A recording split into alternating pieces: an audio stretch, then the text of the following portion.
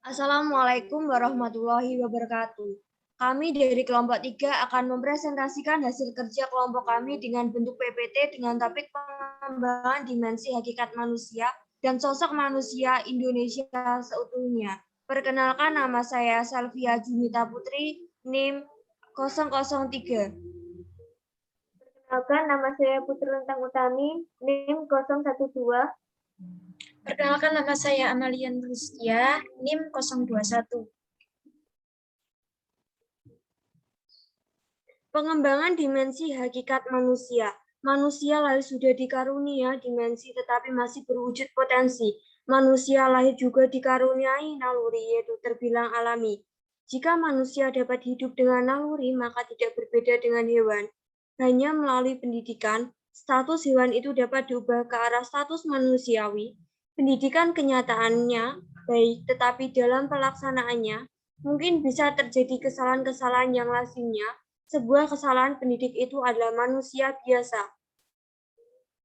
Pengembangan dimensi hakikat manusia, dimensi, potensi, naluri, pendidikan, aktualisasi, nurani, pendidikan.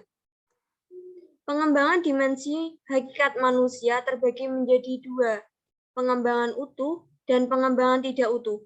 Pengembangan utuh terbagi menjadi dua, yaitu wujud dimensi, arah pengembangan.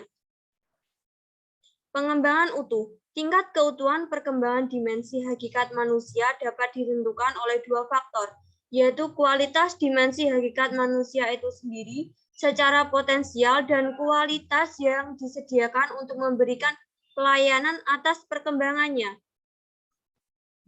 Wujud dimensi terbagi menjadi tiga, aspek, dimensi, domain, atau ranah. Aspek terbagi menjadi dua, satu, jasmani, fisik, dan dua, rohani. Dimensi terbagi menjadi empat, satu, keindividuan. Dalam rangka mengembangkan manusia sebagai makhluk individu, maka dalam sektor pendidikan berkewajiban mengembangkan peserta didik untuk mampu berperilaku mandiri. Tetapi kita sebagai diri kita sendiri mempunyai tanggung jawab yang besar untuk menjadi orang yang lebih baik. 2. Kesosialan. Manusia tidak dapat hidup sendiri dan memerlukan bantuan orang lain. Dalam pengembangan manusia sebagai makhluk sosial dengan cara membentuk manusia untuk bekerja sama dengan orang lain dan menyesuaikan diri. Tidak hanya itu, kita harus saling menghormati dan menghargai. 3. Kesusilaan. Pengembangan manusia sebagai makhluk sosial harus dikembangkan karena manusia yang memiliki kesadaran dalam menghayati dan mematuhi norma dan nilai-nilai dalam kehidupannya.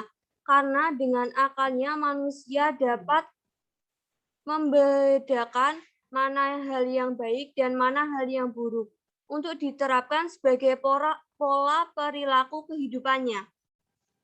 Keempat, keberagaman. Dimensi keberagaman. Pengembangan dimensi keberagaman ini bertujuan untuk membina, mendidik seseorang agar menjadi manusia yang bermoral dan berakal mulia. Domain atau ranah. Ada 3, yaitu kognitif. Kognitif adalah suatu proses berpikir, daya menghubungkan, serta kemampuan menilai dan mempertimbangkan. Contoh, pengembangan kognitif yaitu belajar. Kedua, psikomotorik, yaitu perilaku gerakan dan koordinasi jasmani, keterampilan, dan kemampuan fisik seseorang. Contoh pengembangan psikomotorik yaitu lari, menari, dan sebagainya. Ketiga, efektif. Pengembangan efektif adalah sebuah usaha untuk mendapatkan tujuan, hasil, dan target yang diharapkan dengan tepat waktu. Dari ketiga, pengembangan aspek, dimensi, dan domain dikatakan utuh jika ketiganya mendapat pelayanan secara seimbang dan baik tidak terjadi pengabaian terhadap salah satunya. Baik, tadi kita berbicara tentang wujud dimensi. Sekarang ke arah pengembangan.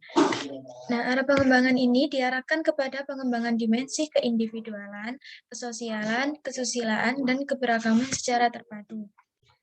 Dapat disimpulkan bahwa pengembangan dimensi hakikat manusia yang utuh diartikan sebagai pembinaan terpadu terhadap dimensi hakikat manusia, sehingga dapat tumbuh dan berkembang secara selaras. Perkembangan dimaksud mencakup yang horizontal atau yang menciptakan keseimbangan, dan yang bersifat vertikal itu menciptakan ketinggian martabat manusia. Dengan demikian, totalitas membentuk manusia yang utuh. Oke, next. Nah, untuk pengembangan yang tidak utuh terhadap dimensi hakikat manusia akan terjadi di dalam proses pengembangan jika ada unsur dimensi hakikat manusia yang terabaikan untuk ditangani. Misalnya ada dimensi sosialitas yang didominasi oleh pengembangan dimensi individualitas.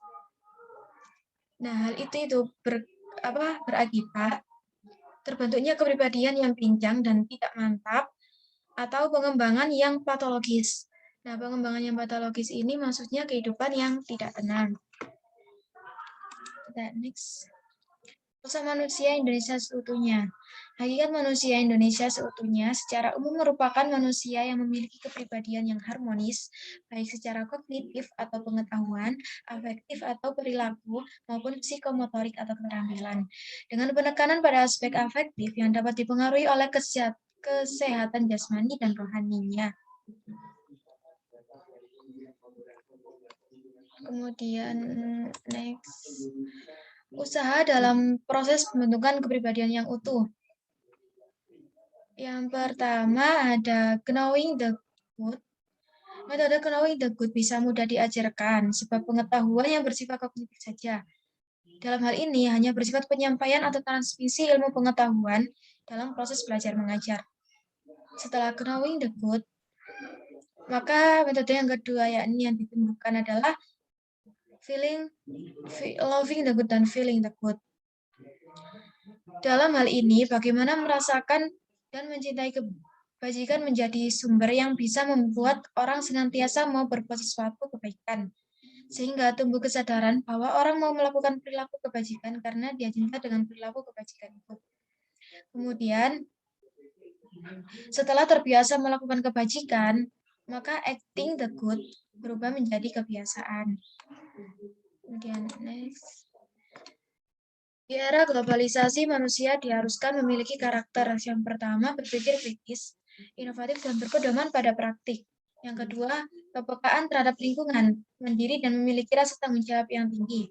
Yang ketiga, berjiwa kompetitif. Yang keempat, memiliki keterampilan memanfaatkan dan mengembangkan impact. Yang kelima, memiliki kemampuan bekerja sama dalam kelompok.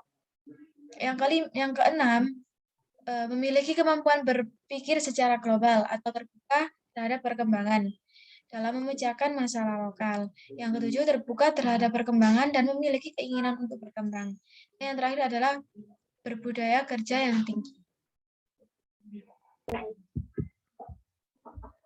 Kebijakan nasional pembangunan karakter bangsa memiliki tujuan untuk membina dan mengembangkan karakter masyarakat Indonesia berdasarkan nilai Pancasila. 3 fungsi utamanya yaitu yang pertama, mengembangkan potensi dasar dengan tujuan mendidik agar berpikiran positif, memiliki perilaku positif, dan berbudi luhur. Yang kedua, memperbaiki perilaku negatif dan meningkatkan perilaku yang bersifat positif. Yang ketiga, menyaring budaya yang kurang relevan dengan nilai-nilai luhur Pancasila.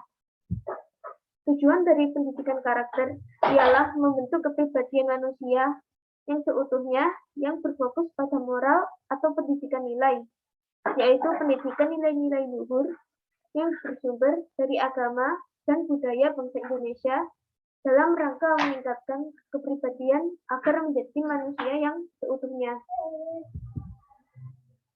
Upaya pendidikan diarahkan pada pembinaan karakter, yaitu 1.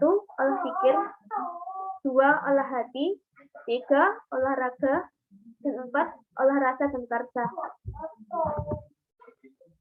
Pembinaan manusia yang utuh dapat dilakukan dalam konteks pendidikan karakter melalui proses pengasuhan. Proses pengasuhan ini antara lain, pertama, interaksi individu dengan keluarga dan lingkungan masyarakat. Yang kedua yaitu penyesuaian kebutuhan hidup dan sikap temperamen. Yang ketiga, pemenuhan tanggung jawab untuk membesarkan dan memenuhi kebutuhan. Faktor-faktor yang mempengaruhi terbentuknya karakter seseorang antara lain, 1. Budaya dan kebiasaan sejak dini. Yang kedua, dampak dari lingkungan masyarakat. Yang ketiga, kekuatan untuk merespon lingkungan dengan baik. Manusia yang merdeka merupakan individu yang berkembang secara utuh dan harmonis sesuai dengan pepatah Ki Dewantara, yaitu educate the head, heart, and the hand. Yang artinya, berpendidikanlah pada kepala, hati, dan tangan kita. Tangan dapat diartikan sebagai tindakan kita. Dari uraian di atas dapat disimpulkan bahwa hakikat manusia dengan segenap dimensinya hanya dimiliki oleh manusia itu tersendiri dan tidak bisa terdapat pada makhluk lain. Karakteristik yang khas tersebut dapat membedakan secara prinsipil dunia hewan dan dunia manusia. Adanya hakikat tersebut memberikan tempat kedudukan pada manusia sedemikian rupa sehingga memiliki derajat yang lebih tinggi daripada makhluk lain dan sekaligus menguasai alam termasuk hewan dan segala isinya. Salah satu hakikat yang istimewa ialah adanya kemampuan dalam menghayati emosi kebahagiaan pada manusia. Sifat hakikat manusia dapat dan harus ditumbuhkan, kembangkan melalui pendidikan. Berkat pendidikan, maka sifat hakikat manusia dapat ditumbuh kembangkan secara selaras dan berimbang sehingga menjadi manusia yang utuh atau harmonis dalam segala aspek.